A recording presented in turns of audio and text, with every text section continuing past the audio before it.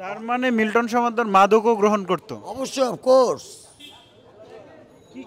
যখন first time আমি হেঁটে গেছি দেখতে, হ্যাঁ, তখন আমার সাথে তার খুব ভালো একটা সম্পর্ক ছিল 7 দিনের। হ্যাঁ, সে আমার দিয়া বিভিন্ন ধরনের করছে, কি করত?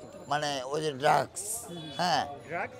ড্রাগস সেবন করতো। মাদক? হ্যাঁ, সেটা আমি আইনে দিচ্ছি কয়েকদিন। হ্যাঁ, আচ্ছা, প্রথম দিন আমি আনছি, আইনে দেওয়ার পরে তোমার কোনো সমস্যা হইলে সে আমার খুব করলো। হ্যাঁ, ও মা, নেক্সট দিন 5 দিন আমি তার সাথেই করছি। হ্যাঁ, যখন আমি তারাই বুঝছি, তখন আমি তারা না করছি। তার মানে মিল্টন সমাদর মাদকও গ্রহণ করত? অবশ্যই, অফকোর্স। কি কি নিত? মানে আমার মানে সে ওই যে বাবা, আমি যখন ধরে রাগ করছি তখন সে আমার উপরে ক্ষিপ্ত হইয়া আমারে বলে, আপনি একটু আসেন, তুমি একটু আসো। তখনই আমারে নিচে দেওয়ার পরে আমারে মারধর করছে। হ্যাঁ, মারধর করছে। তার লাঠিয়াল বাহিনী আছে এনে 9 জন, 7 জন 9 জন জানি, যাই হোক। হ্যাঁ, স্টাফ সহকারী। হ্যাঁ, বুঝে আমি না করছি এই কারণে। হ্যাঁ, যা সবার গায়ে একটা ভদ্র মহিলার কবুতর গেছে, বুঝছেন, সুজন নাম ছেলেটার। হ্যাঁ, আপনার ওইদিকে গেলে আপনি জিজ্ঞেস করতে পারবেন। হ্যাঁ, আমি বলি গেছে, বলে কি আসছে নাই, আসছে, আসো নিয়ে যাও। ওই ছেলের মাইরা কিছু রাখে নাই, প্লাস ওরা মারেও মারছে।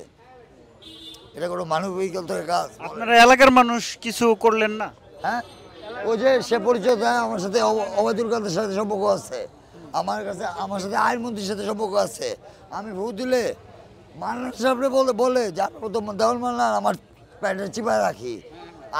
আর আপনারা যে আমার কমিশনার, কাউন্সিলর, সেই কথা বলে। অতএব আপনারা বলেন যে সে কি সুস্থ নাকি অসুস্থ, বলেন। এখন যে সে গ্রেফতার হলো, এটা কিভাবে দেখেন? এটা তো আমি এইমাত্র শুনলাম যে নিয়ে গেছে। হ্যাঁ, আপনি তখন বলেন না যে আপনারা কি খুশি কিনা। আমি কি বলি, আমি কি বলি জানেন? হ্যাঁ, ওর ফাঁসি হওয়া উচিত। হ্যাঁ, কিন্তু ওর ফাঁসি হওয়া উচিত। হ্যাঁ, কারণ ওর টাকা আছে, এই যে কথা। হ্যাঁ, ওরা রাখতে পারে, হ্যাঁ, সেটাই বিষয়। বাবা কিনা আপনার উপরে সব নির্ভর। অনেক টাকা, lot of money sir, lot of money.